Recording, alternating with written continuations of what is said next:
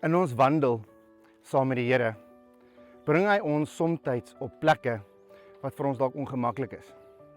Hy bring ons op plekke waar hy nodig het vir ons om op te staan in gehoorsaamheid. Gehoorsaamheid aan sy woord, want hy sê, die wat my liefhet, sal my woord, sal my gebooie onderhou.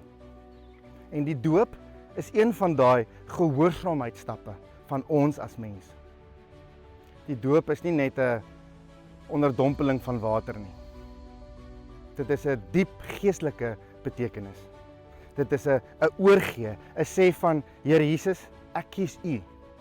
My hele lewe gee ek oor soos wat ek dit ken vir U om U wil in my te laat gebeur. Dis 'n openbare verklaring om te sê jy het Jesus gekies. Dis daai een word met Jesus van sy lewe, sy dood en sy opstanding in, deur en uit die water. Die doop is 'n heilige stap in gehoorsaamheid vir ons as volgelinge van Christus, as kinders van God. Vra hy ons om hom te vertrou ook in hierdie stap. Miskien is jy nog nie reg om daai stap te neem nie. Miskien is jy op daai plek waar jy nog dalk 'n bietjie onseker is.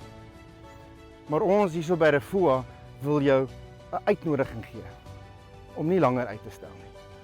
Kom in kontak met ons, dat ons saam met jou die hele proses en bietjie meer betekenis kan gee oor die belangrikheid of die relevantie van die doop in ons as Christene se lewe. En dan, wanneer jy reg is, gaan ons saam met jou daai pad van gehoorsaamheid stap en gedoop te word, sodat jy ook die verborgenheid van die Vader se hart kan ervaar deur Jesus Christus, aan te trek, aan te neem en vir hom om jou alles volkome te wees. Soos jy reg is, gee ons 'n lei en ons is daar om saam met jou hierdie wonderlike pad van gehoorsaamheid te stap.